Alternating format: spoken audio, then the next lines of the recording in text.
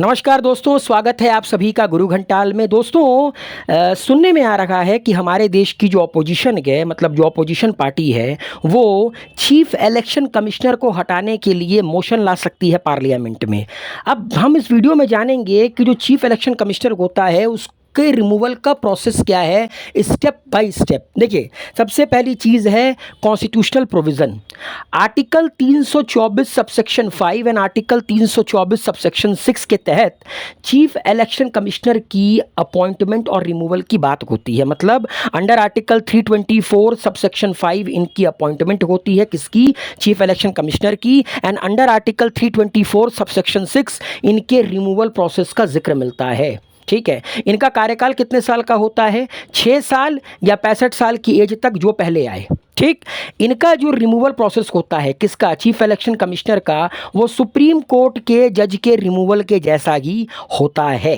ठीक है, नाउ अगली चीज़ क्या है? Ground for removal. देखिए, चीफ इलेक्शन कमिश्नर एक संवैधानिक पद है, एवं इनको नहीं हटाया जा सकता। ठीक, इसके लिए ग्राउंड होना चाहिए, ग्राउंड फॉर रिमूवल। ठीक है, चीफ इलेक्शन कमिश्नर को सिर्फ इम्पीचमेंट के जरिए रिमूव किया जा सकता है और उसके लिए ग्राउंड भी जरूरी है।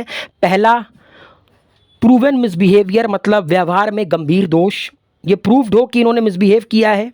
नंबर 2, इनकैपेसिटी, मतलब जो लेटेस्ट चीफ इलेक्शन कमिश्नर हैं वो अयोग्य हैं या उनमें क्षमता की कमी है, अभाव है। ये 2 ग्राउंड होता है रिमूव करने का चीफ इलेक्शन कमिश्नर को। एक बात और याद रखिएगा, नोट है कि चीफ इलेक्शन कमिश्नर को पॉलिटिकल और एग्जीक्यूटिव प्रेशर से रिमूव नहीं किया जा सकता। क्यों नहीं किया जा सकता, अभी आगे आप स्टेप बाय स्टेप समझेंगे।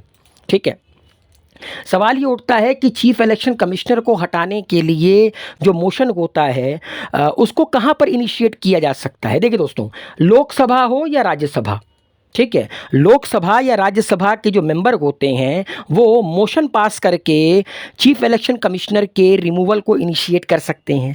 अगर लोकसभा की बात हो रही है तो लोकसभा में कम से कम 100 एमपी, और अगर राज्यसभा की बात हो रही है तो राज्यसभा में कम से कम 50 एमपी एक मोशन, जिसे नोटिस भी कहते हैं, वो देते हैं चीफ इलेक्शन कमिश्नर को हटाने के लिए। मतलब अगर लोकसभा की बात हो रही है तो कम से कम 50 एमपी सिग्नेचर करेंगे, अगर राज्यसभा की बात हो रही है तो कम से कम 50 एमपी सिग्नेचर करेंगे उस मोशन में कि भैया चीफ इलेक्शन कमिश्नर को हटाना है। ठीक है, और उस मोशन में याद रखिएगा कि मिसबिहेवियर या इनकैपेसिटी का रीजन क्लियरली मेंशन होना चाहिए, ग्राउंड फॉर रिमूवल मेंशन होना चाहिए।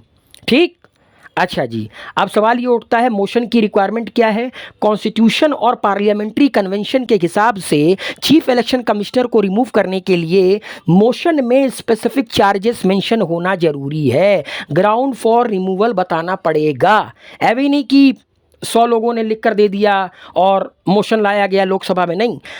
अगर आप मोशन लिख कर दे रहे हैं, मतलब सिग्नेचर कर दे रहे हैं 100 एमपी लोकसभा से, उस मोशन में, उस नोटिस में ये मेंशन होना चाहिए कि किस ग्राउंड के बेसिस पर ये मोशन लाया जा रहा है चीफ इलेक्शन कमिश्नर को हटाने के लिए। सिर्फ वेग और जनरल स्टेटमेंट से रिमूवल नहीं होता, वही रिमूवल नहीं होता है, प्रॉपर रीजन पर देना ज़रूरी होता है। अच्छा, इसके लिए प्रॉपर इंक्वायरी कमेटी बैठती है। देखिए दोस्तों, होता क्या है कि मान लीजिए कि लोकसभा के 100 एमपीज़ ने एक मोशन पर सिग्नेचर कर दे दिया, किसको? अगर लोकसभा है तो स्पीकर को दिया जाएगा, अगर राज्यसभा है तो राज्यसभा के चेयरमैन को दिया जाएगा। इसमें मेंशन होना चाहिए मोशन में प्रॉपर नोटिस। मान लीजिए अगर नोटिस एक्सेप्ट हो जाता है, ठीक, उसके बाद एक 3 मेंबर की इंक्वायरी कमेटी बनती है। उसमें एक सुप्रीम कोर्ट के मतलब सुप्रीम कोर्ट के चीफ जस्टिस होंगे, या तो सुप्रीम कोर्ट का कोई जज होगा, दूसरा एक हाई कोर्ट के चीफ जस्टिस होंगे, और तीसरा एक डिस्टिंग्विश ज्यूरिस्ट होंगे, मतलब जिनके पास प्रॉपर नॉलेज होती है इस फील्ड में। ठीक है, तो जब मोशन एक्सेप्ट हो गया तो उसके बाद एक 3 मेंबर की इंक्वायरी कमेटी बैठेगी। उस कमेटी में कौन कौन हो सकता है? Number 1 chief justice of India. अगर चीफ जस्टिस ऑफ इंडिया नहीं है, मतलब अवेलेबल नहीं है किसी कारणवश, तो फिर सुप्रीम कोर्ट का जज। दूसरा मेंबर कौन होगा? किसी भी हाई कोर्ट का चीफ जस्टिस। और तीसरा मेंबर कौन होगा? एक डिस्टिंग्विश्ड ज्यूरिस्ट। और याद रखिएगा, ये जो कमेटी होती है, ये मोशन में जो एलिगेशन लगाया गया है चीफ इलेक्शन कमिश्नर को रिमूव करने का, जो ग्राउंड बताया गया है, उसको इन्वेस्टिगेट करती है, एविडेंस देखती है और फिर रिपोर्ट देती है। किसको? स्पीकर को देगी। लोकसभा है, राज्यसभा है तो भाई चेयरमैन को दिया जाएगा। अच्छा, अगर मोशन में रीजन अनक्लियर होता है, ठीक, तो जो पार्लियामेंट की इन्वेस्टिगेशन कमेटी होती है या जो स्पीकर या चेयरपर्सन होता है, वो मोशन को एडमिट नहीं करते हैं।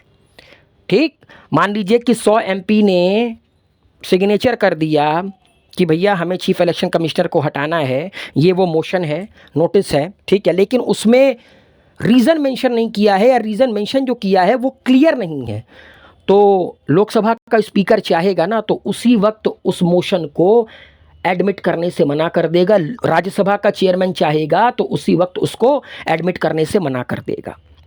ठीक है, अगर एक्सेप्ट होगा तो फिर तो 3 मेंबर की इंक्वायरी कमेटी बनेगी और कमेटी के पास इन्वेस्टिगेशन का बेस ही नहीं बनता क्योंकि चार्जेस डिफाइन नहीं है। अगर देखिए, सीधी सी बात है, अगर मोशन में रीज़न नहीं है फिर तो भाई कमेटी का कोई मतलब नहीं है, क्योंकि भाई स्पीकर या जो चेयरमैन होता है या पार्लियामेंट्री कमेटी होती है वही क्या करेगी, उसको आप कह सकते हैं, ये जो पार्लियामेंट की इन्वेस्टिगेशन कमेटी होती है ना, ये वही वाली कमेटी है जो मैंने ऊपर बताया। ठीक है, तो अगर मोशन क्लियर नहीं है तो स्पीकर उसी वक्त उसको रिजेक्ट कर देगा। अगर लोकसभा का केस है, राज्यसभा का केस है तो चेयरमैन रिजेक्ट कर देगा, फिर तो कमेटी बनाने की कोई ज़रूरत नहीं है।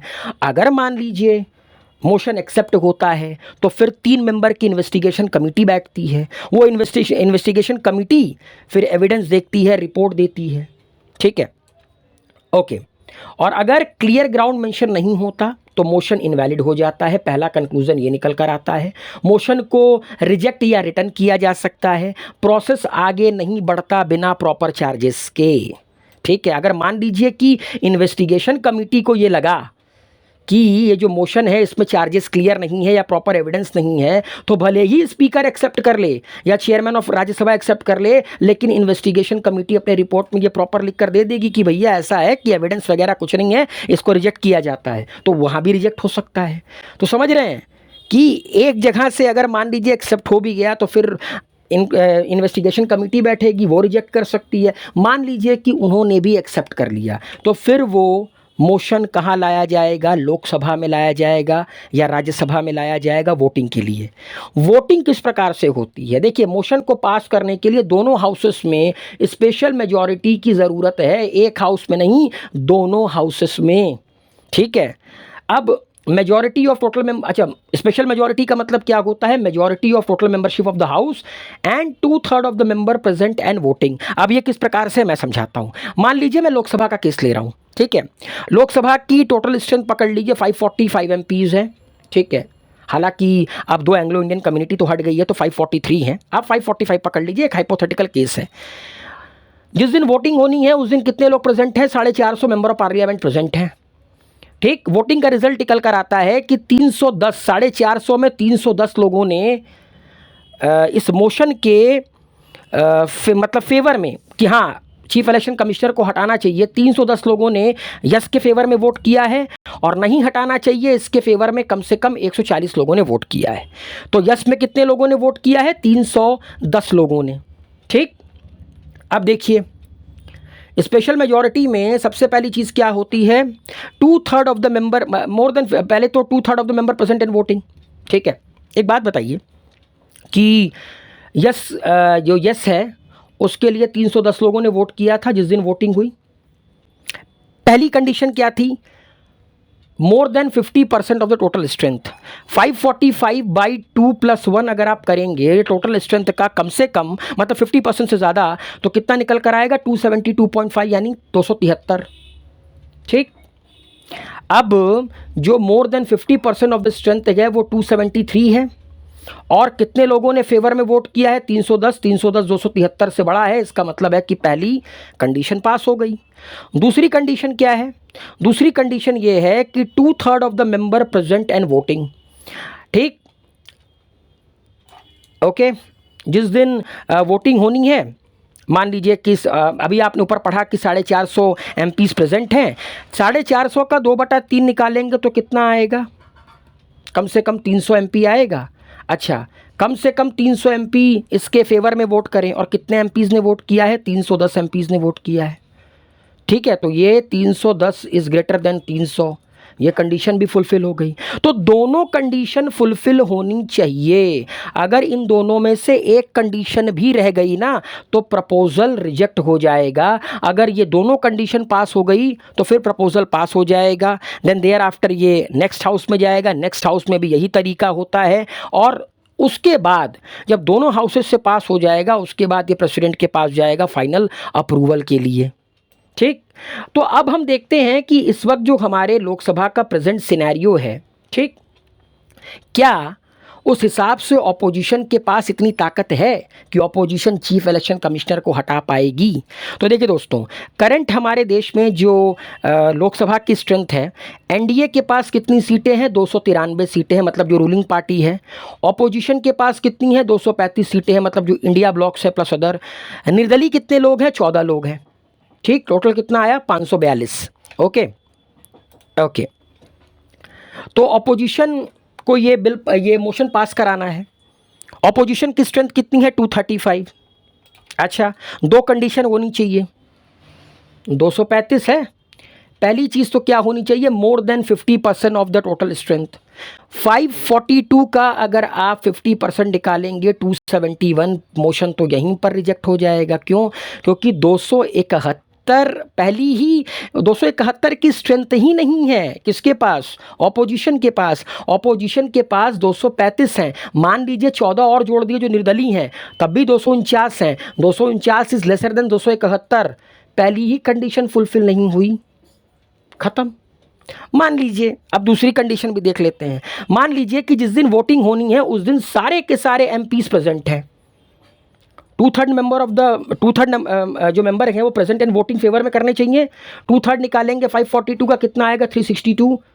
362, सीधी सी बात है। और यहाँ पर कितनी स्ट्रेंथ है? 235। तो पहली फुल कंडीशन भी फुलफिल नहीं हो पा रही है, दूसरी कंडीशन भी फुलफिल नहीं हो पा रही है। हालांकि पहली ही कंडीशन फुलफिल नहीं हुई तो ये प्रपोजल क्या हो जाएगा? रिजेक्ट हो जाएगा। तो ऑपोजिशन अगर चाहे तब भी वो चीफ इलेक्शन कमिश्नर को नहीं हटा सकता, जो प्रेजेंट स्ट्रेंथ है लोकसभा और राज्यसभा में। ठीक, नहीं हटाया जा सकता क्योंकि ऑपोजिशन के पास वो स्ट्रेंथ नहीं है। इवन अगर एनडीए के, मतलब रूलिंग पार्टी के भी कुछ मेंबर ऑफ पार्लियामेंट ऑपोजिशन के साथ वोटिंग, मतलब ऑपोजिशन की तरफ से वोट कर दें, ऑपोजिशन के फेवर में वोट कर दें, तब भी नहीं किया जा सकता। क्या? चीफ इलेक्शन कमिश्नर को नहीं हटाया जा सकता। 362 कहाँ से लेकर आओगे? 362 तो रूलिंग पार्टी के पास भी नहीं है। 362 तो एनडीए के पास भी नहीं है। 2/3 of the member present and voting. 542 MP अगर प्रेजेंट हैं, उनका 2/3 निकालेंगे, 362 आएंगे। ठीक, 362 तो इस वक्त अपोजिशन के पास भी नहीं है और रूलिंग पार्टी के पास भी नहीं है। यह प्रक्रिया इसीलिए इतनी डिफिकल्ट बनाई जाती है ताकि कोई पॉलिटिकल वेंडेटा ना निकाला जा पाए किसी रूलिंग पार्टी के द्वारा या अपोजिशन पार्टी के द्वारा। तो फिलहाल चीफ इलेक्शन कमिश्नर को हटाना हमारे देश में ना रूलिंग पार्टी के फेवर में है और ना ही अपोजिशन पार्टी के फेवर में है, क्योंकि स्ट्रेंथ नहीं है। आई होप आप लोगों को ये वीडियो पसंद आया होगा। वीडियो को लाइक शेयर कमेंट कीजिए, अपना प्यार बनाए रखिए।